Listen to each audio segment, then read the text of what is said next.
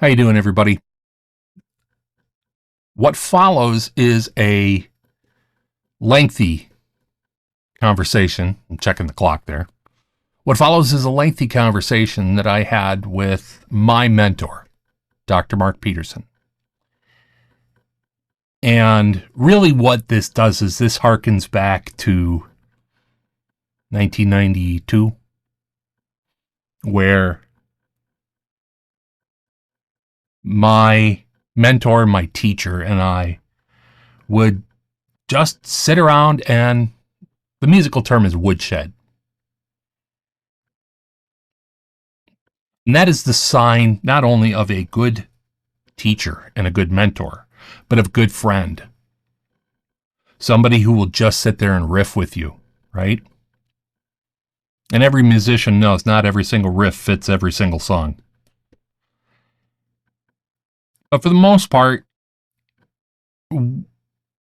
what I want this conversation to be is the starts of a new approach on this podcast, or whatever we're going to call this thing.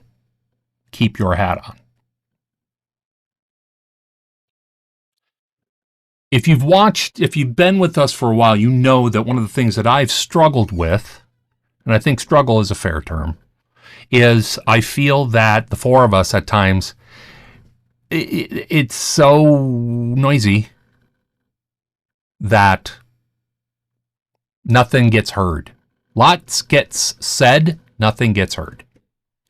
And we have moved into a time and a place in this country, in this society, in this culture, where not being heard is really bad.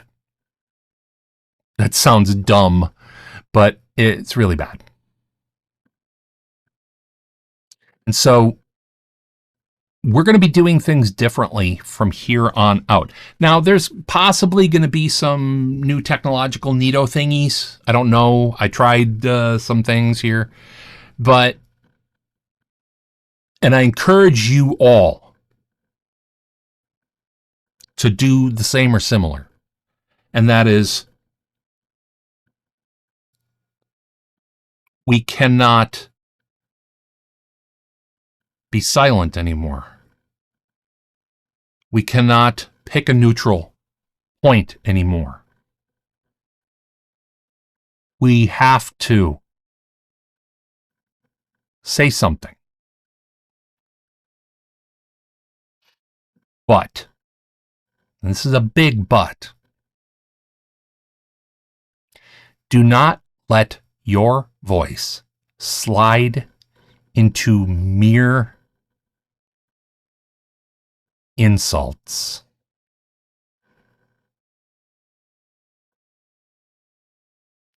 That's kind of how we got where we are now. Now, you'll hear me reference this. But somebody else that I really respect is this guy. Progressives have really got to figure out how to deal with this buzzkill problem. I know these are important issues, but you do realize we annoyed the average American into fascism. You do realize that. Yeah. This is going to be a 2.5-hour rambling conversation between me and Dr. Peterson. I would like you all to appreciate that even though he and I know each other really well, and not only know each other really well personally, but we also we know each other pretty well intellectually. We know how each other thinks to one degree or another, not entirely. And I won't speak for Dr. Mark, really, but he knows kind of how things work, and he knows when this isn't working, and he's known that about me for the last almost a year, that something was going on up here with his buddy, with his student. But we know each other. And even though we have that level of familiarity, both by way of how we think, how we behave, how we discuss our rhetorical skills,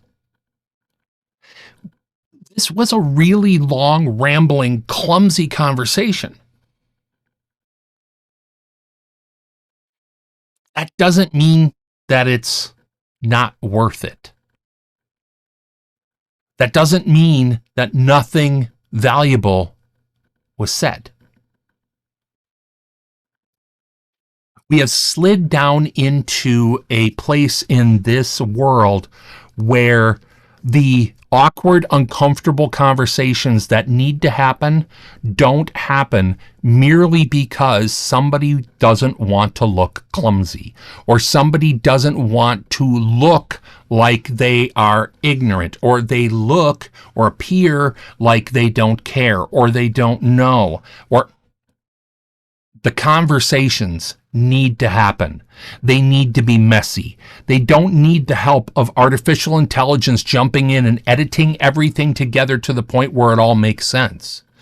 Not everything makes sense. But the conversation still needs to happen.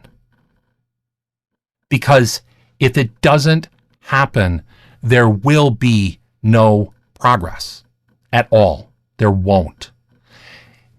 And at the same time, we are dealing with a time and a place here in this country where the tools that we used to use, things like irony and satire, they don't work the same anymore.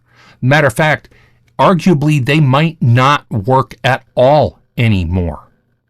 And all we do when we try to point out something with irony or satire is we irritate and piss off the people whom we are truly trying to have a conversation with. Sorry in advance if you hear my hard drive clicking away. It's not happy. But I'm asking you, as we run up to the midterms, maybe, can you be critical without being hyperbolic?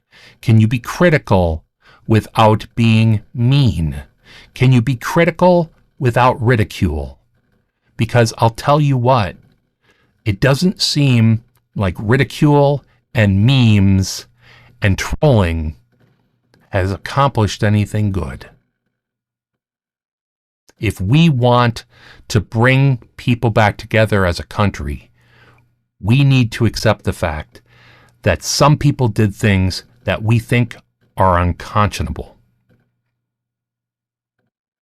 And they're still citizens. They're still here. They might still be family.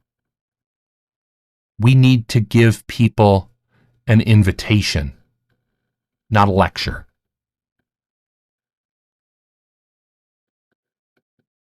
Here's me and Dr. Mark. Part 1.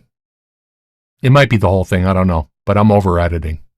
And by over editing, I don't mean I'm doing it too much. I mean, I'm not going to be doing it anymore. Keep your hat on. Ciao, Bella.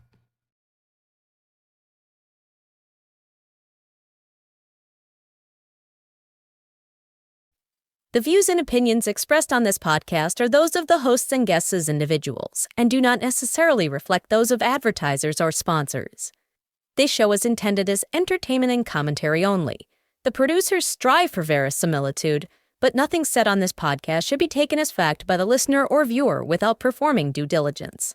While generally considered safe for work by way of content, some language may be considered offensive by more sensitive viewers or listeners.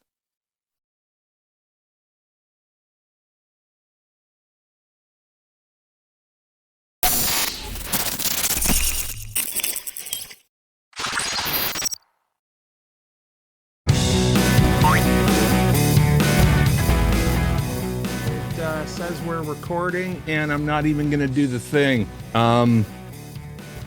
Boy, this is a weird time. Yeah. I mean, I don't know if you noticed that they're killing us now. Yeah. In my old Right? neighborhood in Minneapolis, by the way. Yes, yes. Oh, were you up there? Is that where that no, was? but when I Okay. in the early '60s, we lived off of Lake Street, just right down from where this is all happening, and it's like, it's almost unthinkable to me that this has happened. And what I love is the response from the folks in Minneapolis, which is, you were all about immigrants here. We all came over Exactly. that way. And that's so funny too, because I got a good voiceover compatriot of mine who literally moved there last year and literally lives within, I think he said within like a quarter mile of the Whipple building. Sure. I mean, Yeah, he was sure. literally could step Yeah. outside in the backyard and hear, you Yeah. know. I guess this just goes to show you that that the old dude in the robe was right, and that all life is the political life.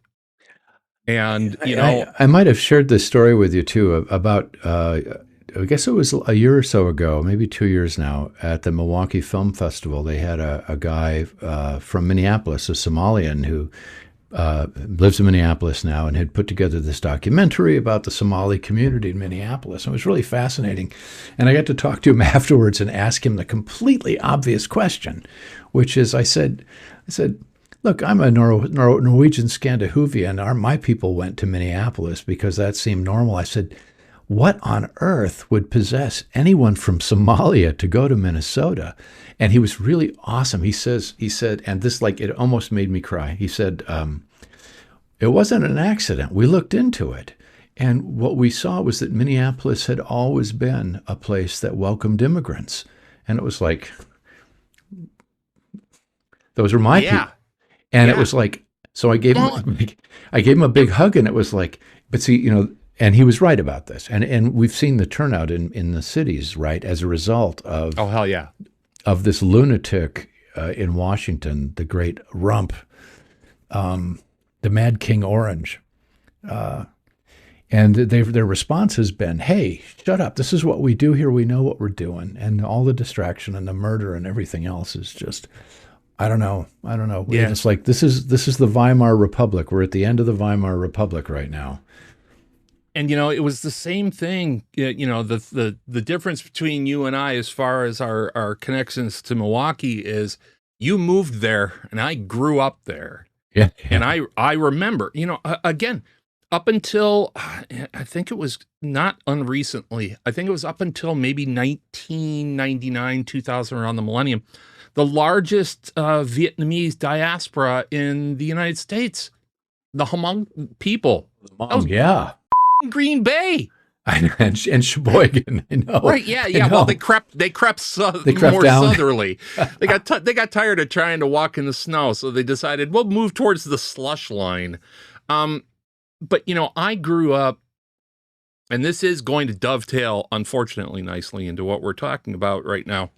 I grew up in that weird intervening time between the 70s and the 90s called the 80s, where we were told and taught by our parents that one of the greatest things that the country and our particular area offered was the melting pot. Now, once I became of age and was able to drive into Milwaukee myself, drive down Locust Street and go from Schlitz malt liquor bull signs to to cerveza signs, and driving through the small enclaves and understanding that, oh, sure, they say that they are a melting pot, but they sure as the hell keep their mise en plots nice and tight. Yeah, that was everything separated. So here's where I am with this. I set up this podcast. We started right 6 months into the pandemic. Part of it was to preserve my leaky brain. The other part of it was I felt that one of the things that we needed was a place for people to come and not worry. Well, again, wasn't that great? Yeah. How's that going there? And the thing is that I can't do this anymore. I can't be nonpartisan. I can't be not upset. I can't be not political. It's an impossibility. And there's a whole bunch of really uncomfortable things that come along with this. And I'm going to just start peppering you with questions. I've got them in my mind, but I don't want to preload you. Okay. So, all right. So, in my mind, because I think we're all struggling to figure out where this came from and where it started. Oh, A lot of people have, general ideas, right? But I will go all the way back to Eisenhower, Truman administration. Oh yeah. Okay. Bingo. Yep.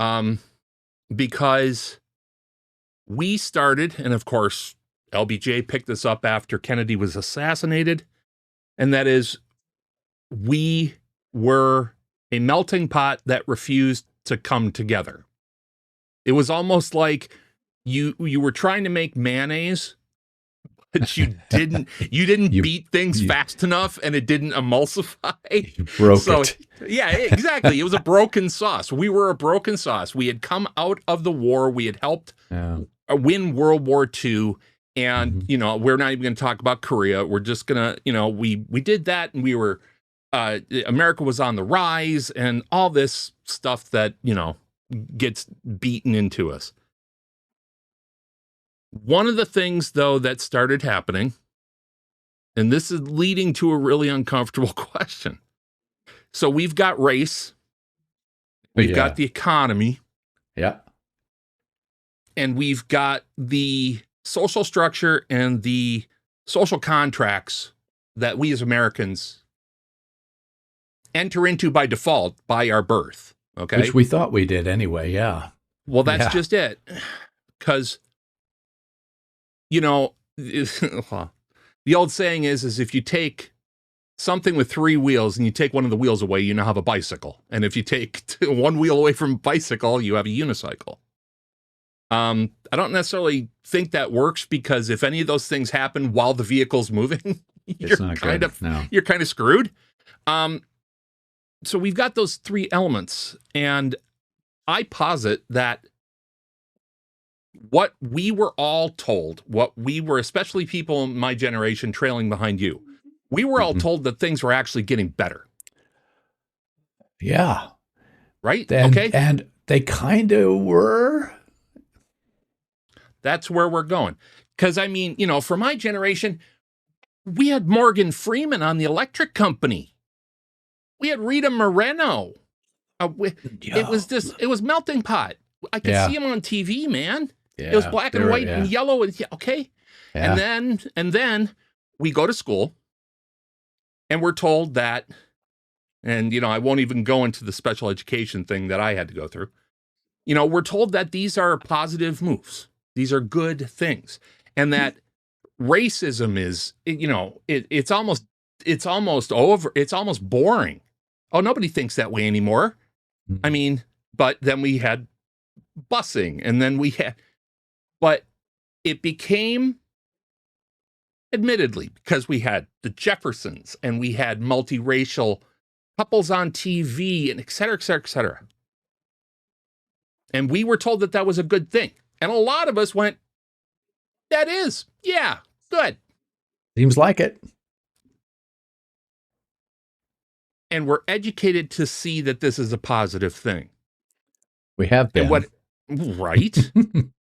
Well, but the education only goes so far. If we went all the way back to where our country was started. Oh, yeah. Right.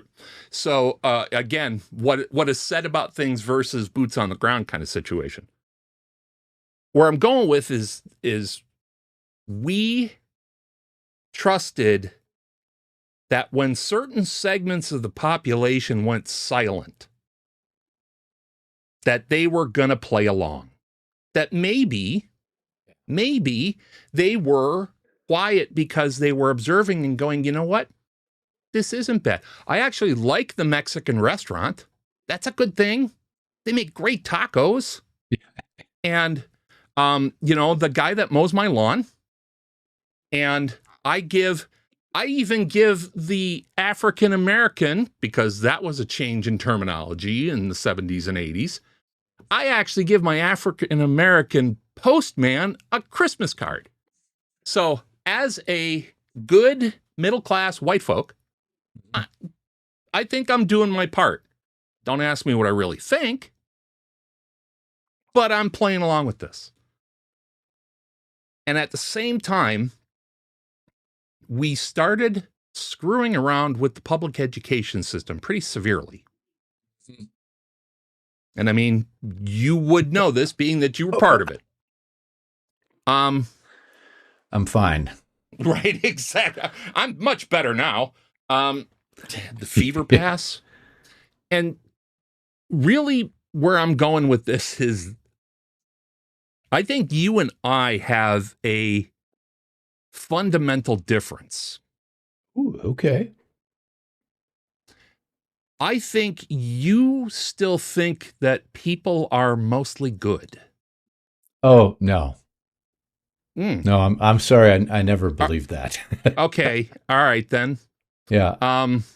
But I mean, it's like, go ahead. Well, it's the Zen, the Mahayanist tradition is that everything is trying to work for the good, and it's like, yeah. And, in my early spiritual training, I remember sort of coming around to that, really. And it's like in my own life, by the way, and I imagine in yours, despite your difficulties, it's like you found that kind of generally to be true. I've actually found that the whole universe actually wants to help people become more conscious and all that's entailed by that. But having said all this, I remember asking my spiritual mentor, I said, well, how does it happen that there's all these awful people in the world? And she didn't miss a lick. She goes, oh, honey, there's always been accidents. And it was like, that is a profoundly unsettling thing. So, yeah, no, I've been under the impression, part of this was, I was a happy history major before the philosophers got hold of me. Right, exactly. We all start out in history before we get ruined by other things, philosophy or by economics. Other things. Yeah. I always like to tell my historian colleagues, by thinking more deeply, but I won't do that today. So, but, yeah, so, no, so, where's I going with this? Whether people are naturally good or not. Historically, one of the ways I've made sense of this, and you have to go back to Eisenhower, we can sort of start there and come forward. That's kind of where the demarcation point is. There's a line here that I have some sort of overriding memes that sort of keep me in this particular way of understanding the world. And here's one of the things that I've just never gotten over this. At the end of World War II, the U.S. had something like 75% of all the money in the world. Yep. And the only intact industrial base. Everybody else was flattened. And people don't ever talk about this. It's like, it's great to attribute the rise of the American middle class to FDR and the New Deal. And I imagine that, the economists will tell you that had a lot to do with it, right? Unionization and so on. Okay, awesome.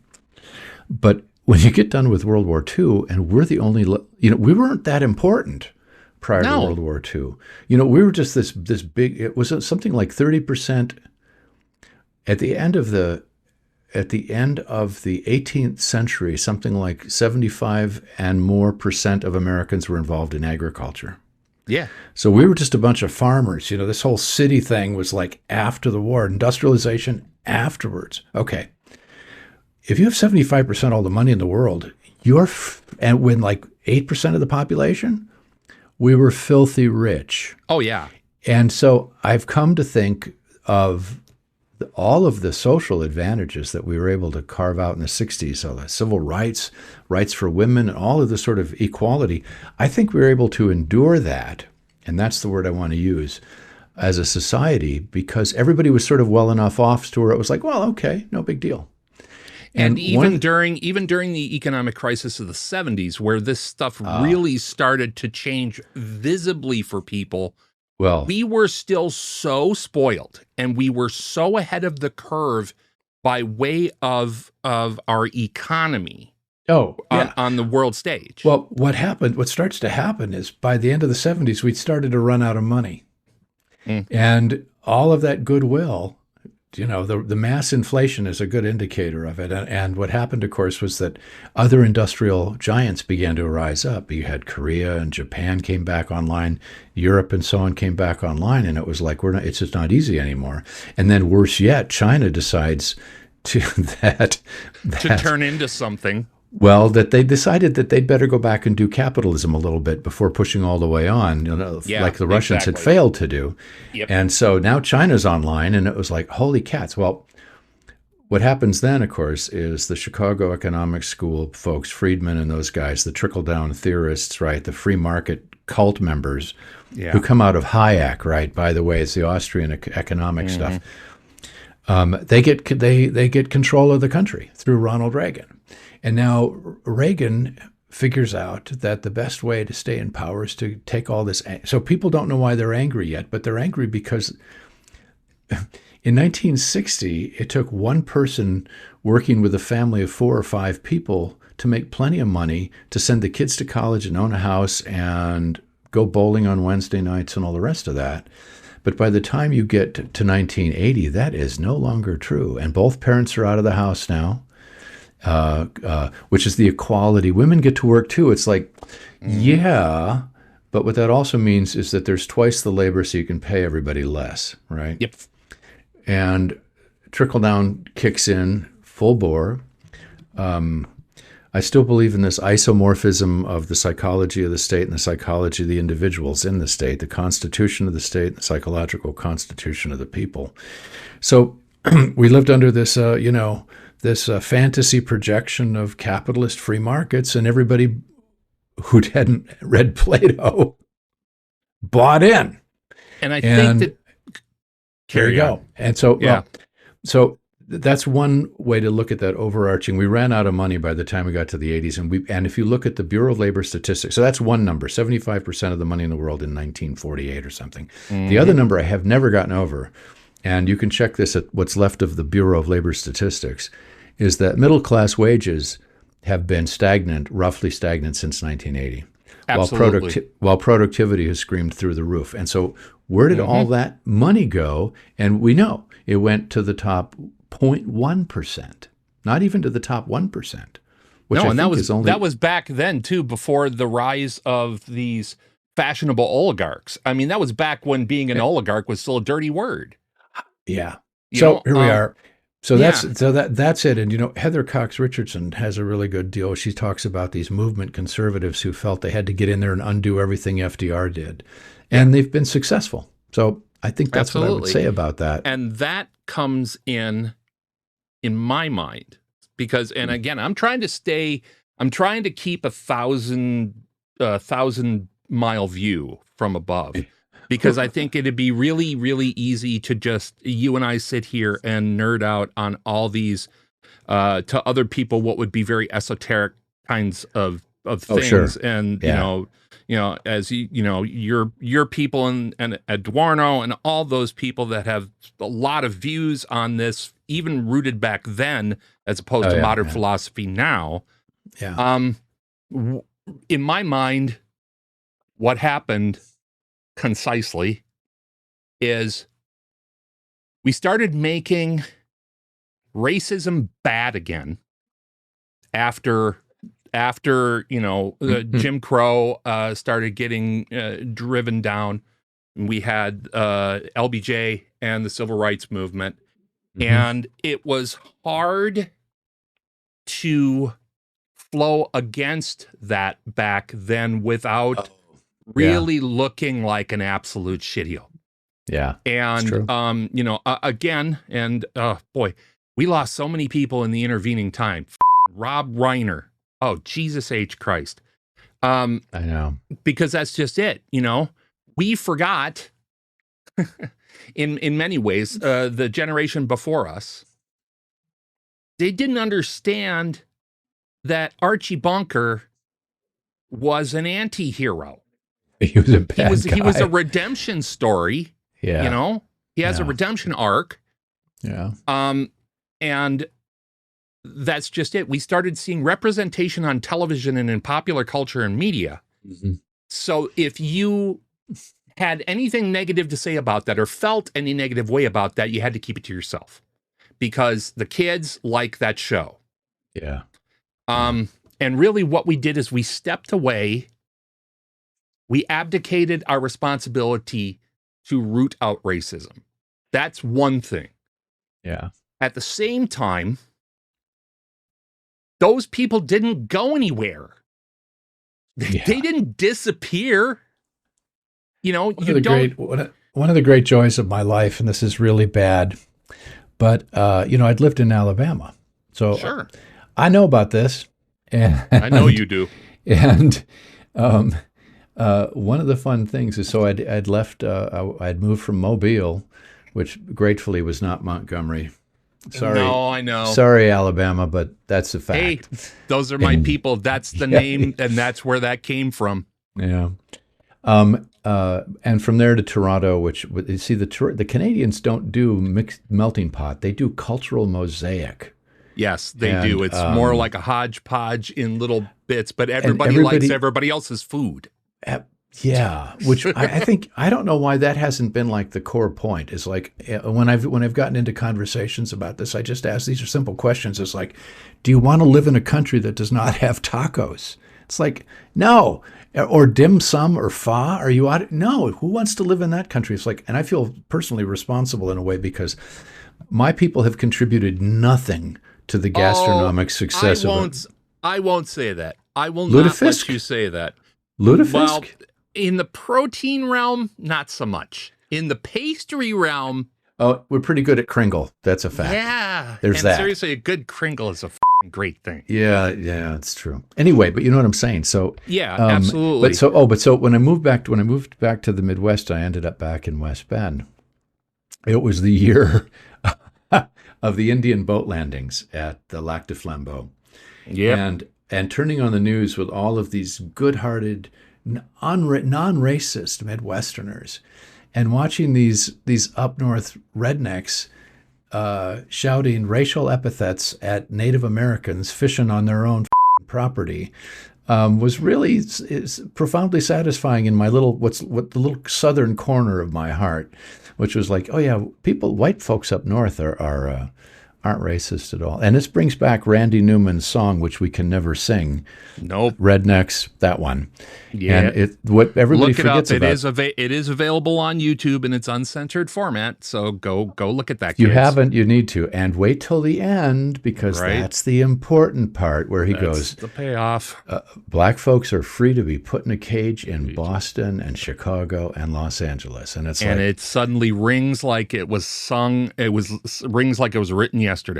Yeah, and I'm really sick of this. I'm really tired of this. Oh, and it's like, we really have to stop doing this. It's just stupid. So we wind up, we've got this quietly fomenting, I will say festering, undercurrent of racism that all it did during the civil rights movement was kind of quieted down, practice its nudges and its winks. Yeah. And, we kind of, us neoliberals out here, right? The white folks, we thought everything was actually getting better. Yeah. And then really what happened, of course, oddly enough, I'm going to go in a weird route here, because I've tried to do this a couple times in the past on the show. You remember Morton Downey Jr.? I do. Yeah, right? The mouth? Okay. The mouth, yeah. So it's like 1987, 88. It was shortly after Reagan was reelected. And we get this blowhard named Morton Downey Jr. Yeah. And I'm not going to go into his whole history. He's a bit of a blip. And more than anything, I would call him an early version of the libertarians that we kind of, okay. Yeah. Because that sounds right. He seemed to be very, he seemed to be very contradictory in his own positions. Mm-hmm. He seemed to be a racist, but if I remember right, he had multiracial relationships. He seemed to be an agnostic or an atheist until he got lung cancer, had one of them removed, and suddenly he was born again. It was one of those things where it was just really interesting. He would step into whatever part of the cultural stream was flowing the fastest, right? Mm-hmm. So to me, that's what we call in history, that's what we call a carpetbagger. That's really good. I think that's right. Yeah. And he was really capitalizing on this weird energy that was happening in the late 80s. Yeah. And then in the 90s, well, actually the late 80s, I want to say 87, 88. Yeah, sounds right. It's in there. We get Rush Limbaugh. Yeah.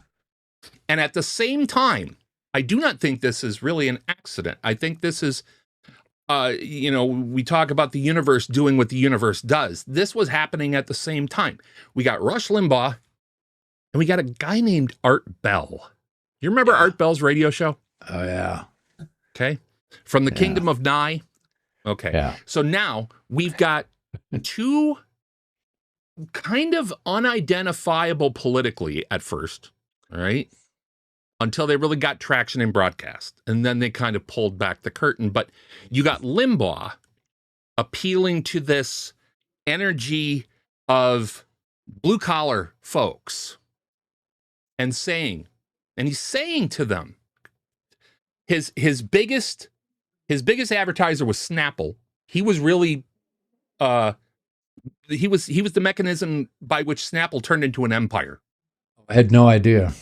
Yeah, it was. Yeah. And then also he would hooked on phonics and expanding your vocabulary. Okay. And at the same time, he was directly appealing to this subpopulation of the United States. And he was saying, they talk down to you. Mm-hmm. They're elites. Mm-hmm. And you need to essentially up your game. What he was trying to say actually was you need to improve your rhetoric and you need to learn a few syllogisms here and there in order to be able to throw enough smoke in the room that people don't spot that you're full of shit. This is like the cultivation of resentment that really took off. Absolutely what it is. They got rid of the fairness doctrine, right, which made these guys possible. Mm-hmm. And then Newt Gingrich figured out that it was a great way to get votes. Next. So that's where we're going next, yeah. Absolutely.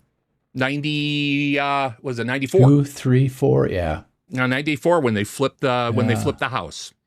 Yeah. At the same time, you've still got people like Limbaugh saying the elites, the elites, the elites. He wasn't using the term elites. That comes later. Yeah. But he was saying these people that make all the decisions. Yeah. Like, what people making? Isn't that us? Oh, no, it's not you. Damn. And then we've got the other side of things, which is Art Bell. And he was, to be generous about it, he was another libertarian kind of thought person. But he popularized this idea. He brought conspiracy theories way up in the public consciousness if you were awake between 10 p.m. and 4 a.m. Yes. One of our friends from those days, Mr. Luce, of course, was just a complete in-the-tank freak for Art Bell, if I remember correctly. And I mean, don't get me wrong. He was a great broadcaster. He was an interesting person. He literally was doing podcasting before podcasting was podcasting. You know, he was broadcasting literally out of his house in Pahrump, Nevada. By the way, if you ever pull up Pahrump, Nevada on the map, I will pat you on the back because goddamn, that place is hard to find. Just a literal nowhere, just nowhere. But he started tapping into a desire in a certain segment of the population, and I'm being kind about that. We'll talk about the certain segment of the population in a minute, but it was appealing to the interests of Yeah, it's what was the name of the magazine? Greatest Mysteries or something like that. It's one of those trash tabloids that you didn't even see in like an AMP. You had to go down into the Ralph's Pretty Good Grocery realm and spot these magazines where it was even below Bat Baby kind of level stuff. Boy, yeah. Yeah, it was like I was raped by the ghost of my dog kind of stuff. Okay, just really. But that talk on the radio started gaining traction, and you had people who had actual credential. People like Terence McKenna. Now, you can say what you want about McKenna and his philosophy, but, Terence McKenna would come on. You had a couple Jesuit priests who were active exorcists. And you would have just a bunch of varying opinions, but all aimed toward this idea that you're not seeing all of what really goes on in the world. Sure. And then we get Gingrich in, and they flip the House. And that's where things really start accelerating. I don't think anybody's going to disagree with me there. But one of the other things that started happening in the 90s, and this is when you were my teacher, and I was able to kind of quietly, I was able to experience this from the student side of things, while you were able to experience this from the professorial side of things. It's not that the education system in the United States changed. Of course it did. But that there was a weird shift in the zeitgeist where suddenly going and not only educating yourself with the aim of employment, a career, but educating yourself for the sake of keeping your brain active, not being a dummy, learning more about your world. It kind of started falling out of favor. Oh, yeah. People started really ridiculing, book smarts. Right. And things like, well, you're just saying that because you spent most of your time in a school. I was out on the street. I was working. Oh, yeah. This was one of the other fundamental pieces of division that they've tried. And it's like, I don't think we have to go into this too deeply, because it's like when you have people like Ted Cruz and J.D. Vance complaining about elites, and these guys are all Harvard educated boys. These are guys, I could never gotten into school with these guys. These guys were already rich and running up the flagpole of elitist up the yin yang. And it's like, but they're the ones who are doing this complaining to justify all of their followers' fears and all the rest, I guess, right? Absolutely. And I think what you just said is important. But remember, go back to Hooked on Phonics. So you're right. These people are in a not only in higher education, these people are actually coming out of some of the most well-regarded educational institutions the United States has to offer. And elitist. By the way. Elite. Yeah, my God, so elite. So I don't know if I ever told you this, but there's a reason I didn't apply to Harvard for undergrad. Of course, full disclosure, I went to the University of South Alabama. Go Jaguars. Anyway, not one of the Ivy League schools, but I got the application. That's more like that's like a kudzu league is what that is, I think. Not Ivy. Atlantic Coast Conference or Sunbelt Conference. Yeah. And it turned out that it was a good thing I did that. But the reason I bailed on Harvard was I got indignant. So I got the application, which was a bunch of pages long, and this was like still simple days. It would have been 1974 or 5, right, when I got into college the first time. And but in addition to the application, there was this extra page in the package that said, please provide documentation if you are a direct or lateral descendant of any of the following people. And there's this huge long list, and it's all the money. And if, like the Bushes, for instance, if you're, and of course, Grandpa built a library on the condition that all of his children would be allowed in. And it was like, I'm looking at this and all I could think of was, fuck you, Harvard. Yep. And I still, by the way, having gone to a much better graduate school, I will hold to that. I will go to the mat. But it's like that was, so this elitist business, like, is just really, that stuff has always been dug into American consciousness like a tick and a dog. And any single time anybody on either side, I would say, trots out the word elitist, my dog ears hear a whistle. Because it's just, nobody who is up in that echelon that uses the word elite is talking about themselves, even though they should be. Yeah. Hilariously, so there's a couple of useful tangents to this, and you're talking about the change that happened. It was really during the 90s you start to see this change in education, but it goes back to the 80s. It goes back to the advent of Friedmanian free market economics coming in. When we even spotted that public education is a moneymaker or a money burner. Now you're there. And what happened before is that when I was growing up, when I was in college in the 70s, education was understood to be a public good. So the reason why you don't want a dumb populace. No. And it's like, look, I worked at minimum wage at a Ramada Inn, which was $2.10 an hour, by the way, in those days. Real money now. By the way, somebody should trot out the Consumer Price Index calculator and see what the difference is. But $2.10 an hour, 1975. I could pay for tuition with that, right? And it's like, because it was being subsidized by the state, because the view was you don't want a lot of stupid people, and that if you get a lot of people well educated, it will improve the overall society. Well, rising tide floating all boats. With the advent of Ronald Reagan and the free market cult guys, education became a private good. And at that point, because it's about you and getting a job, so the function of education used to be about education, and now it's embedded in our culture that it's not about education, it's about getting a good job.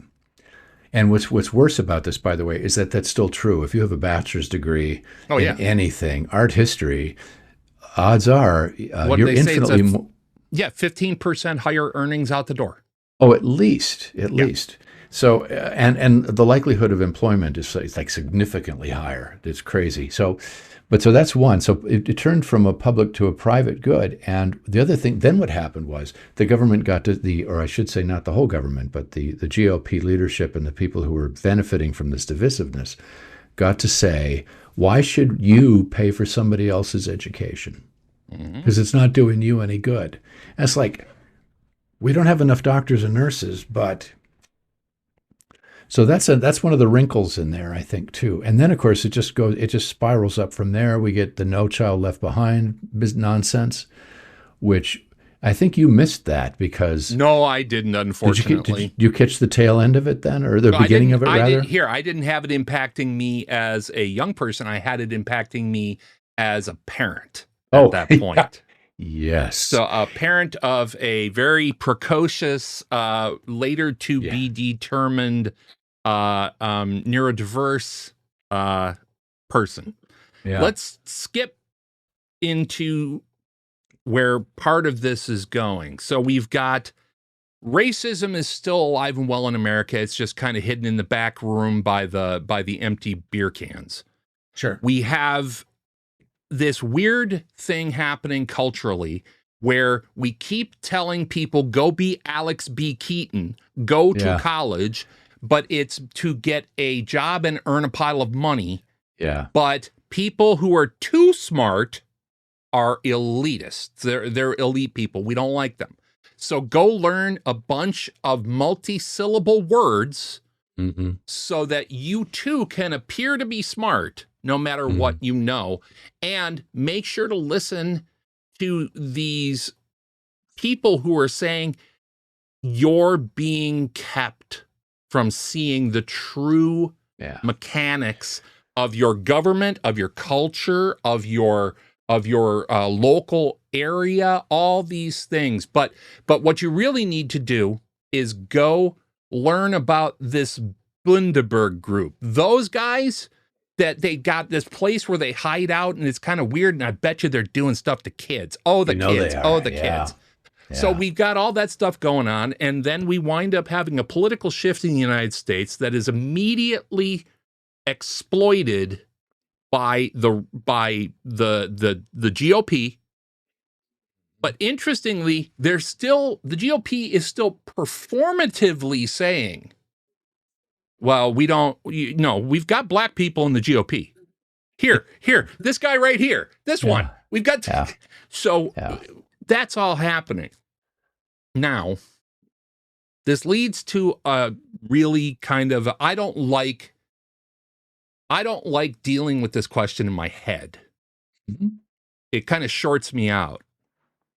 But we've talked about it before.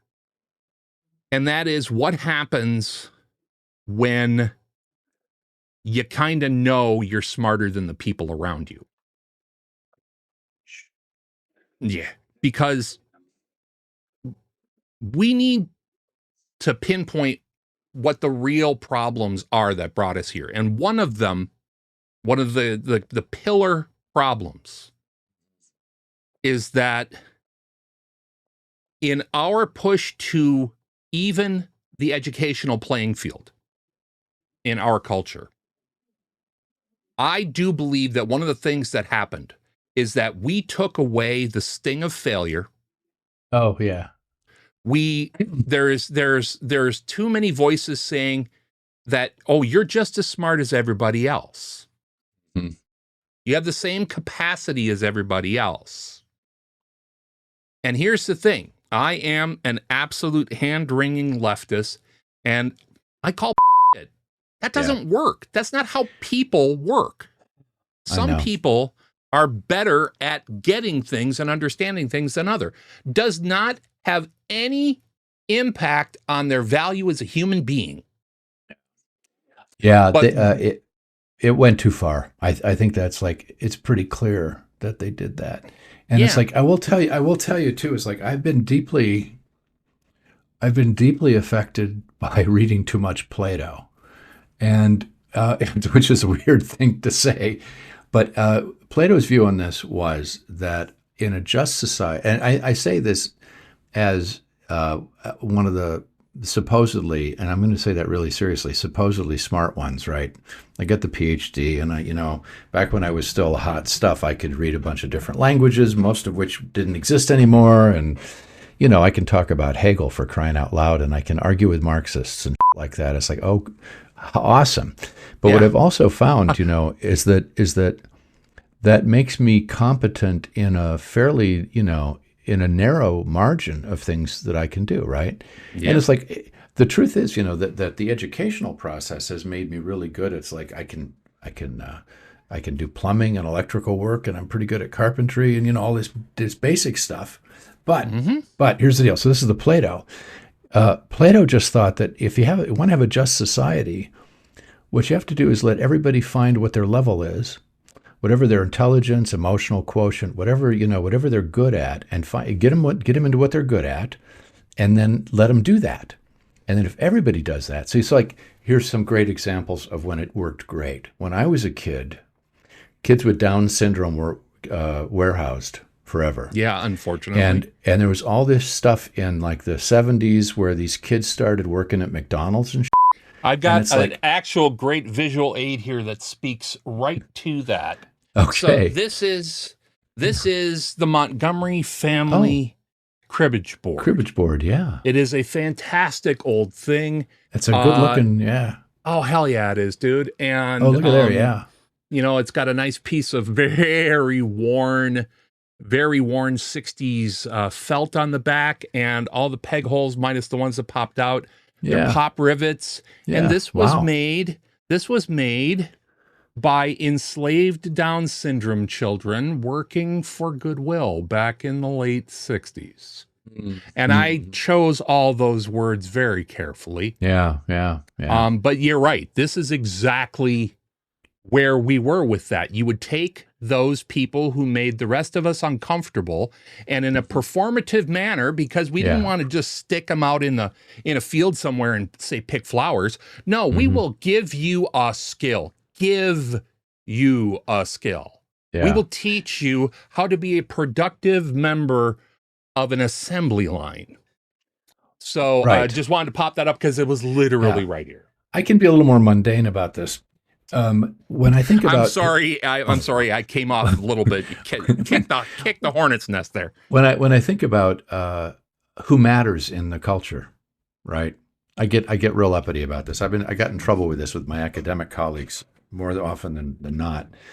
I've always said, for instance, that in the educational field, the people who should get paid the most are, of course, obviously kindergarten teachers. Well, and God then there should bless be them all. I know I couldn't. This trial I was a jury member at this last week for this kid with autism, and we got the help he needed, and it's going to be great. But what really shook me, in addition to the parental love that was on display, was the caretakers in the school, the special ed teachers, the community health officers, and these people are doing God's work, and they're not getting paid anything for it. Even more mundane, the garbage men in Milwaukee are freaking awesome. They don't just, it's like, I've been really impressed. They pick up that's on the ground. They don't just pick up the cans. It's like, and they're doing their job. And it's like, whatever those guys, it's like, did I do anything more important in the last 20 years than these guys did? And it's like, it's kind of arguable. Right. You know? Yeah. And it's like, and we used to, you and I were at this little dinky university on the prairie where we never had the opportunity or interest in being elitist because, all of my students, you guys, you're all working 40 hours a week to pay for classes. It's like, you don't have time to, to get uppity about identity. We didn't have rich parents who bought our way into a feeder None college. Of that. No. And so, our job was just to try to make sure you had everything you could get when you left, and to help you get out. Much. Well, anyway, so this elitist stuff is designed so it's like, if you want to think, people, because here people would give me this. This was like a real sensitive thing for me. Is they go, "Oh, you're a professor." Right. And it was like, and that was an immediate diss, and it's like, what they mean, it's a pejorative, yeah. Right, and the idea is because I was in college for 12 years, I'm dumber than you are, and this is like, well, for one, I never claimed to be smarter than you are. I was a good Socratic philosopher, so the most important thing I know is how dumb I am. Mm-hmm. And the rest of this is Dunning-Kruger categories, right? The rest of this is Dunning-Kruger world, where the dumber they are, the smarter they think they are. Mm-hmm. And what we've seen certainly in the last 10 years, is people being spoon-fed the crack cocaine of certainty about how smart they are when they don't have any education, right? Well, that leads me to an unfortunately interesting place. And you mentioned Dunning-Kruger. Go ahead, finish your, sorry. No, that's it. That's always it. Yeah, no, it's definitely that. And, we really do, honest to God, one of the things that's kept me afloat is that Berkeley Breath had started writing Bloom County again, which is just like a point of sanity in this madness. But so we take the sting of academic failure out of things a little bit. All right. There's always going to be good schools. There's always going to be good professors who are willing to give you a bad grade because they know that that's the way to get you to be even better. Not better, even better. A lot of times, and you did this with me a number of times, and I went in and whinged and whined and complained, and I remember one time you said, well, the only reason why it was one of the few C's you ever gave me. I remember you saying the only reason that I gave you a C is because I know that it's the way to get you back to doing A work. And I just stopped and went, "Oh, you!"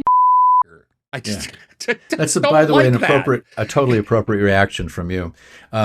What was weird though is like I will tell you what one of the things that's changed with students is the students down here at UW Milwaukee when I was down here the last few years, tons of them are tied into this self-image of themselves as needing to get courses to get good grades so they can get a good job.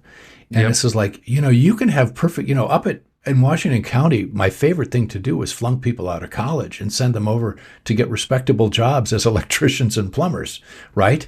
And they could have happy, wonderful lives doing that. You don't have to go to college. But one of the flip sides, and this is where I think we're going to go, is that there's all these people over on the other side who say, well, education. This is sort of the knee-jerk liberal interpretation that without these kinds of qualities, you're going to be a failure in your life. And it's like, just shut up. No. You're never going to know what's going to make somebody else a success, except they do. They don't even know what it is yet, but you can help them find it. But that's the extent of your job here, Sparky.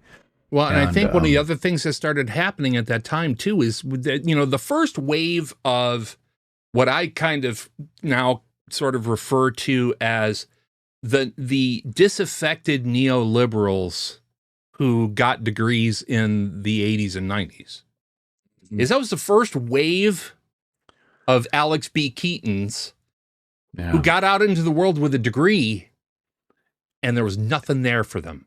Now, yes, they could go out and they could get a job, and it would be better paid than their compatriots who weren't, didn't have a degree. But then they look over to their neighbor, who's an auto mechanic, and he's making 3 times what they are. Yeah. And so we start seeing this devaluation of college education. And where this is headed is we let a lot of our population make up their own minds about what intelligent means. Yeah.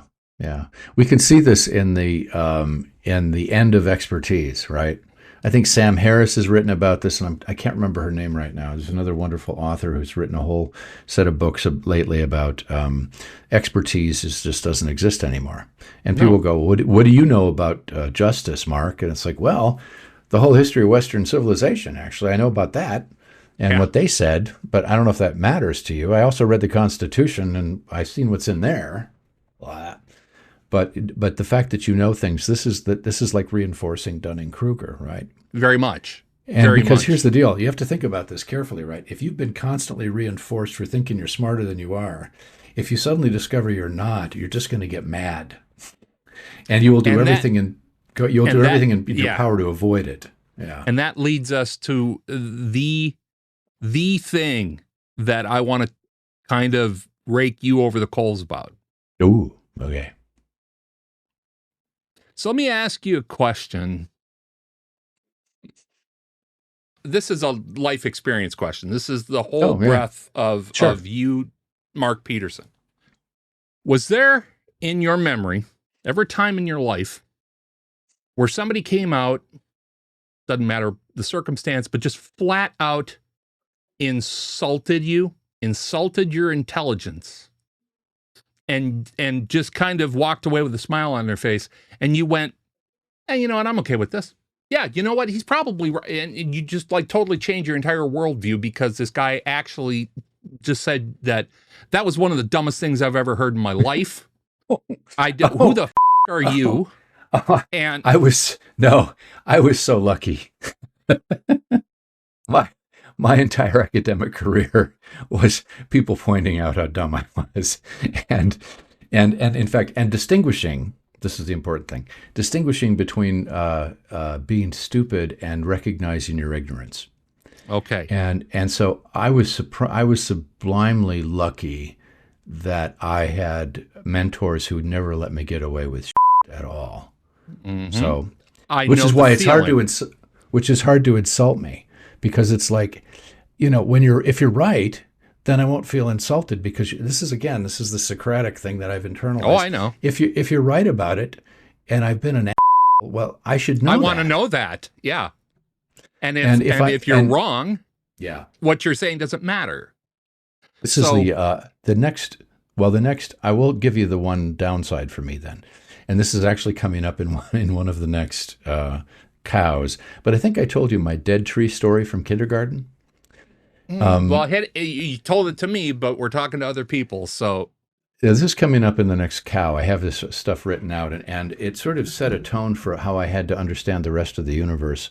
But the short version of this is the non-Shaggy Dog version, is that one day in kindergarten, we graduate. Oh, preface this first. I had the worst kindergarten teacher in the history of kindergartens. Wow, it's really bad when you're taking a kindergarten teacher down. I can't even say that right. This is like, I'm not making this up. But so, okay, but here's what happened to me, because this happened to other friends too. My best friend at the time, I'll give you this one too. So Doc Smith, Earl Smith, who we found out later, Doc is supremely dyslexic. And he went on to become an engineer. So it was letters and stuff and not numbers that bothered him, right? Right. Goes on to become an engineer. I have an email from him from a few years ago. We knew each other when we were 5, right? 50, 60 years later. It's nice to keep a couple of those people in your back pocket. Doc still cannot write or punctuate in English, but he hired neurodivergent people. He's one of the first engineers in the country to do that. His firm led the way in all sorts of, and forget about the social, implications of this. Just as an engineering term, Doc understood that neurodivergent people can see problems in different dimensions, and that was a good thing. Correct. Okay. Anyway, this is what happened to Doc. So we were at lunch one day. We were walking home from lunch. We were walking back to school from lunch. We stopped at the Dairy Queen, which was on the way, as one does. It's right there on Lake Street and 44th. I think it's still there. And we had the nickel cones then. Mm-hmm. And of course, Doc ends up with this mustache. And we go in and we're sitting down for whatever we were supposed to do. And the kindergarten teacher says, Earl, which was his, he hated that name. Earl, you had milk for lunch. And Doc looks over at me and he goes, he was at our house. He said, did we have milk for lunch? I goes, no. And she goes, don't lie to me. You had milk for lunch. And he goes, no, really, we stopped. And I tried to interrupt and said, well, we had ice cream on the way back. Shut up, Mark. I'm talking to Earl right now. You were not asked for a question. Earl, and then, of course, she does the grandma thing with the, and wipes it off and then sends him to sit in a corner for lying about not having had milk at lunch. In my case, it was the day we graduated from finger paints. And we graduated to a brush, and there were those old Minute Maid, cartons, the frozen orange, with tempera paint, black and green, and they had rolled out one of these giant sheets of brown butcher paper on the floor. Of course, and we all sat around it, and we got the green paint and the black paint and the idea was we were going to paint trees, and so of course you can see it, black paint, a stick, and then a circle or a triangle, very popular in Minnesota because of the pine trees. Right. Okay, with green paint. Short version of this, I couldn't get, so the green paint was this kid down at the other end, and I couldn't get him, I say, please pass the green paint, and no. And I asked him multiple times, and the teacher came by literally 3 times and said, so, Mark, why aren't there any leaves on your tree? And I said, I can't get the green paint. I asked, she goes, you have to ask nicely. I said, well, I said, please pass the green paint. She goes, you have to ask nicely, and then she'd disappear. Well, anyway, at one point, I finally decided I couldn't wait anymore, and it was November in Minneapolis. I look out the window, elm trees, dead trees. Yep. So I thought, I can't get the green paint. Here we go. So I painted, and the trauma of moving from the stick and the circle to actually painting branches. Some of you may remember this trauma. It's but I did it. Anyway, so I painted this dead tree. Well, this is the 3rd or 4th time she's come around now. This kid's has been painting green mountains and green sheep and green trunks. He's doing it all wrong. She comes by. This is the 4th time now, and she goes, Mark, there aren't any leaves on your tree. I said, well, I painted a dead tree because I couldn't get the green paint. She goes, but why aren't there any leaves on your tree? Now, I'm 4.5 years old. And even at that age, I knew there was a problem going on. Yeah. And so she just wasn't listening to me, and I finally had an outburst, and I yelled at her, and I said, I can't get the green paint, so I had to do the best I could, and I painted a dead tree, and she sent me home to get spanked. So my mom, who is awesome, My mom hears this story and she laughs. This mom laugh. Oh, honey, we'll fix this. She's dumb. And I guess I can just top this off. Flash ahead 18 years. Well, 15 years. I'm getting ready to go to college. And I'm with a bunch of my friends, and we're in the back porch having wine with my mom. And somebody was saying, did you have to take an IQ test for your entrance and stuff like this? And I said, no. And I said, I've never actually looked at Mom. I said, I've never been tested. Why is that? My mom just dropped her wine. She goes, are you nuts? She said, you've been tested your whole life. It's like, Yeah. When? I was completely unaware of it. She goes, when? She goes, it's because of that tree. You painted the dead tree. And the trigger was this is Minneapolis, so they were very progressive. And this teacher referred me, and they showed the dead tree to some social worker who said, oh, this child's obviously emotionally, he had an outburst, obviously emotionally retarded, and sorry about the R word, but that was the times. Emotionally retarded, obviously mentally ill in some way. So they sent me to get tested literally every year through high school for my whole life. And they masked the tests. Well, the best part of this was they sent me down to the University of Minnesota to get tested, and my IQ came back. It was good. Right. And she called after the test came back, but she calling my parents every night for that whole 2 weeks, telling them what I had done that day and how I was improving, and I don't know. And the test results came back, and she called and crying on the phone, apologizing, and she died the next day of a heart attack. All right, then. The beginning of universe. the Peterson curse. Anyway, so I had to make a decision. So this I'm sorry for the long version of that. I had to make a decision early on in my life and recognize that sometimes I'm not the one who's stupid. And that I'm going to just between us chickens here and our 6 listeners, that has haunted me my whole life. It's always this awareness that the universe is screwing with us constantly, and you have to make a decision sometimes. It's like you want to always say, I could be wrong, but sometimes you actually have to say, I could be right, too. So, And, long way around, sorry. No, it's all good. And very, very, very, very similar experience. I'm not with surprised, me by the way. In first grade, I got caught. We had a disused bathroom in my school, and I actually didn't get caught. I would take my worksheets down into this bathroom with one disused locked up stall, climb in underneath the stall, and shove all my worksheets into the toilet, which had "Don't use me" tape on it. I did that for about 3 weeks until it was brought to my attention that I was responsible for all the lessons on that. And I went to my mom and I said, Mom, I did something really dumb. And she's just like, well, we'll talk to your teacher. And remember we're sitting there and she's with my teacher, and my teacher just went, well, why did he do this? You can see what the work was. And she was just like, you're boring my son to death with this. Good mom.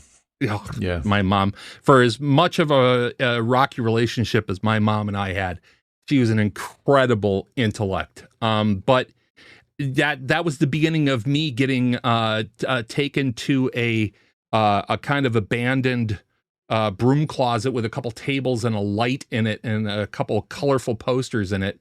And yeah, I was talented and gifted, and I got sent through that ringer in the early 70s. So room 101. It was very room 101. Yeah, this is how herd compliance works, right? So well, it is and it's not, because the one thing that I do remind myself, and again, if you're out there watching, folks, you heard me talk about me realizing that I'm autistic. I actually go in, I start the process of a formal diagnosis of that, and we'll maybe talk about why a formal diagnosis at 58 years of age is of any value. You're an excellent driver. I'm a very good driver. I actually am. But I remind myself that back then We liked to think that we understood how to educate everybody. Oh, I see. And we so Well, it's a factory fucking didn't. It was a factory model, right? As they go down the line, there's another one. Put the, and to bring put this the back, glove the on No the beer Child- bottle on the way back, you know. The No Child Left Behind is the same thing. It was another reinforcing the factory model for And quality the thing control. about No Child Left Behind is there was never, ever a concise goal Right. for that program. It was nothing but performative talk. Yeah, I think that's right. That was So- but the impact has been just terrifying. Devastating.